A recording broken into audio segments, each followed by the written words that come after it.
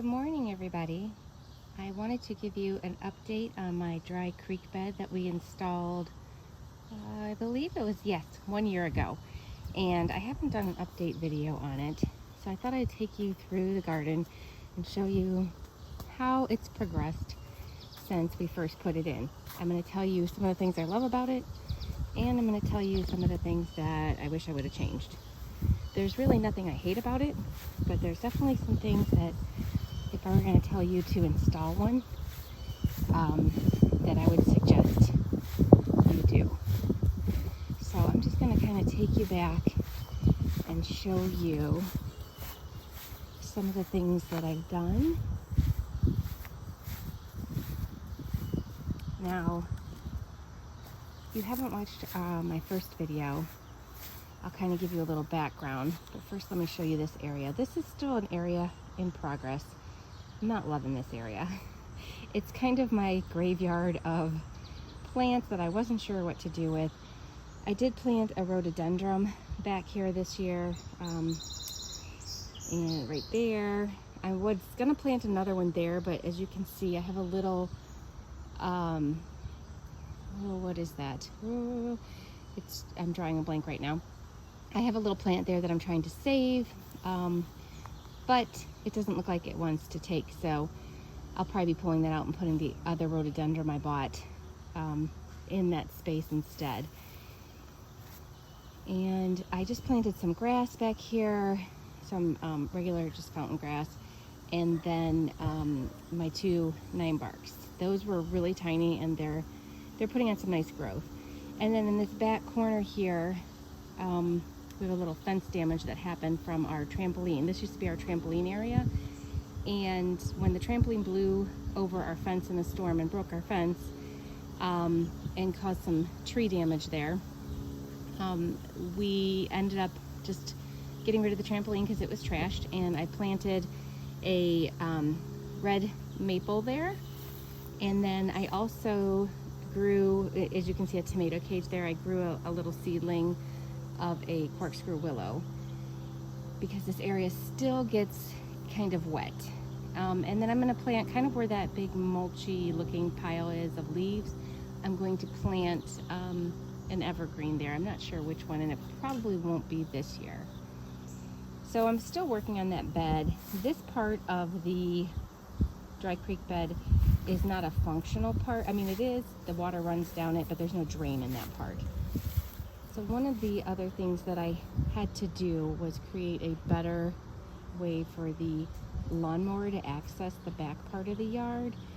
And so I just took a little pallet that something came on and created a little better walkway for the lawnmower, because this bridge here is not wide enough because of the railings for the lawnmower to go across. Now, this structure we just built last summer, and we still need to finish off the bottom part there where the cinder block is with some rock facing on it. We have some tumbled rock that we bought from Lowe's that matches kind of the rock on the front of the house that we're going to put around the base there. And along here, this is still very functional, especially in a rain. The rainwater really accumulates in this part of the drain because there's a slope in the yard. Over here, I want to pull this burning bush out right here because it's really not growing super fast, and I'm going to move it somewhere else. I want to put something tall there, and when I go along the front, I'll show you why.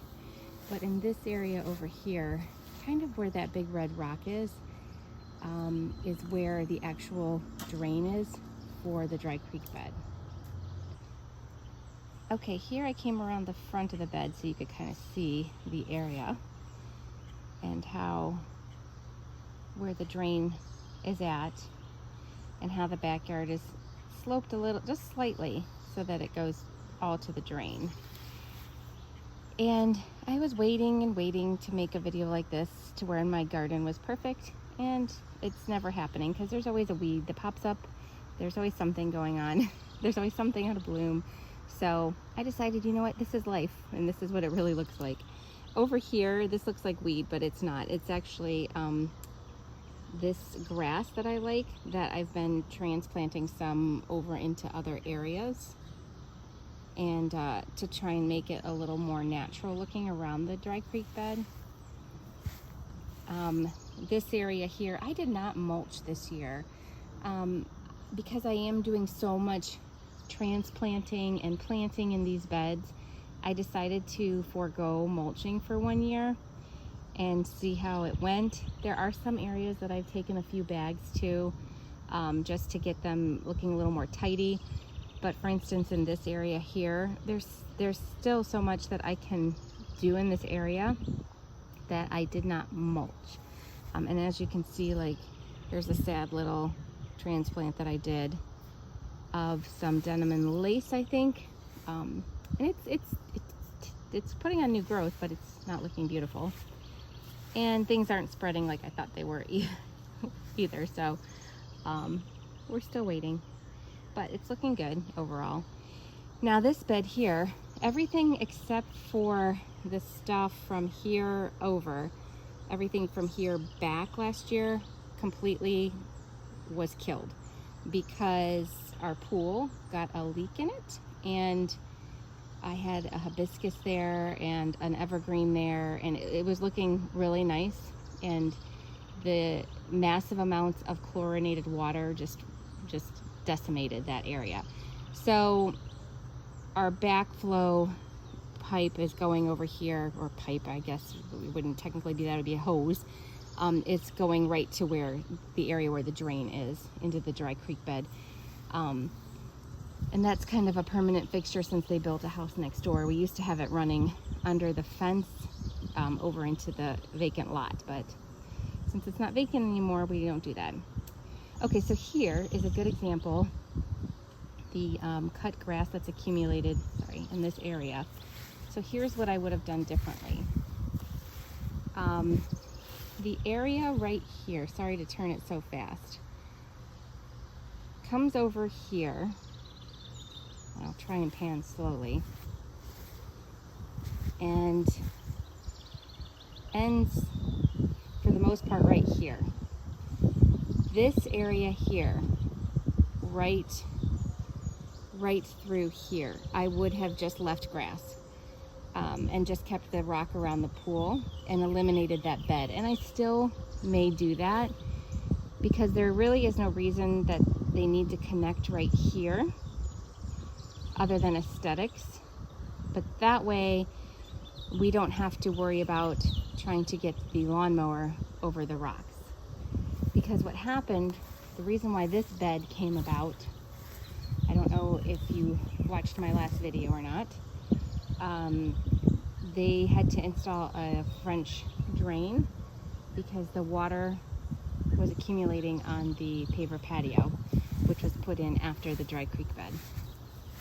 So I apologize for the pool cover, but this is what my kids do also. They just take it off and throw it onto my landscaping. So yeah, the dry grass you see there is because the lawnmower had to be moved over the dry creek bed, and it knocked the grass, as you can see, into the dry creek bed. So in order to, oh, I thought that was a snake, scared me. In order to mow this area of the lawn where my garden is, we have to either walk it across the paver patio, or we have to take it across the dry creek bed. So here's something I did this year, and it's not looking gorgeous yet because I just did it. It actually looks pretty pathetic.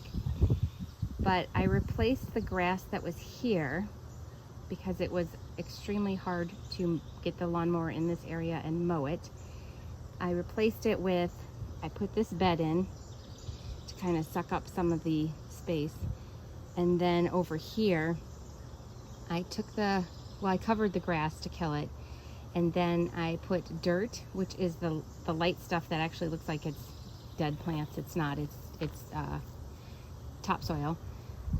I put the dirt, amended the dirt, and then put some blue star creeper and white star creeper in there.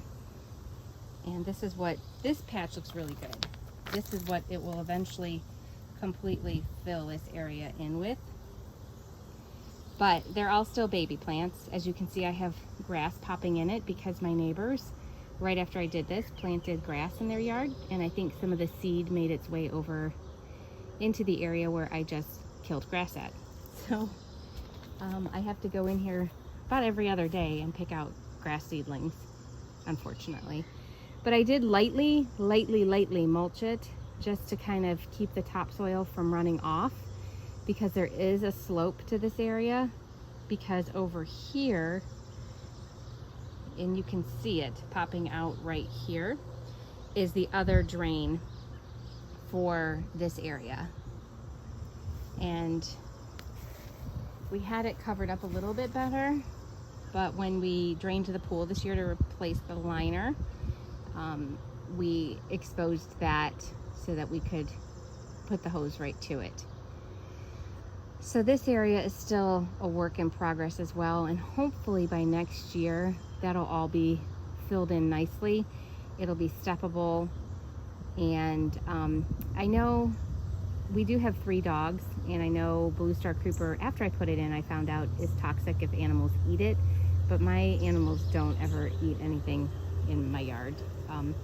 Once in a while they'll eat grass if they don't feel well, but they'll eat the grass, not the plants. So I'm not too worried about that.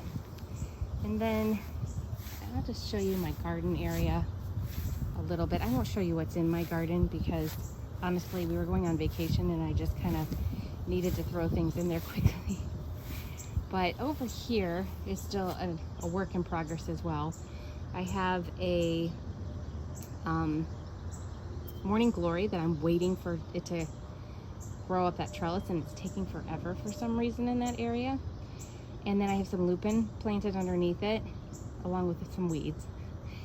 So that's hopefully going to be filled in by next year. And then I planted my climbing roses over here. And then I'll swing you quickly over to this area. It's kind of overcasty today because it's going to be raining. So I took my hanging baskets down and put them on the ground over here on the patio so that they could get some water and light rain water and a little bit of sun. But this area here is also something that I just planted up recently because it's very shaded by these red buds, as you can see. So it's very, very, very shady. And now that we put that structure up, it's really shady overall. But I brought you to this area so you could kind of see the whole dry creek bed. I apologize that our fire pit being covered up is kind of blocking that whole view, but I guess you can get the idea. So I would, in conclusion, I guess say, main thing that I would have changed is the access to that back part. And like I said, everything is still definitely a work in progress. I'm still ever planting things and moving things around, but I'm definitely, give me your opinion, I'm definitely thinking of taking that out and making that like a grass path, and then putting some rock along there to just finish this area out. My husband doesn't seem to mind, you know, taking the lawnmower over the rocks, but I mind because this is what happens.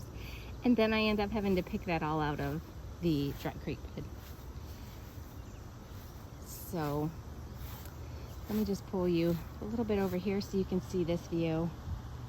I also have some morning glory here waiting to climb up, and I recently planted some plants in this little planter, and I'm still working on these beds. As you can see, look at the weeds. This is what I was talking about. I wanted to film for the longest time. My one grass right here is taking forever because there's a dead spot in it. But you know, through watching other people's garden videos, have realized that no garden is perfect and it's ever evolving. and there's gonna be weeds, especially when you don't mulch. So, you know, it is what it is. It is life. Things are crooked because they get knocked over by dogs, and kids leave things out like towels and solar covers. So, but I hope you enjoyed this video. If you have any questions about the dry creek bed, one of the most common questions I do get on my last video is preventing weeds along the dry creek bed. As you can see, some of the grass still kind of gets tall around it, and the way we did it last year, which you can still kind of see in this area here, is we just killed the grass along the rocks, and it prevented the weeds and the grass from growing up between the rocks, and it worked out really well. And it didn't look bad because it really just, he sprayed the actual rock area, which just kind of seeped down in between the rocks, and it worked out really, really well.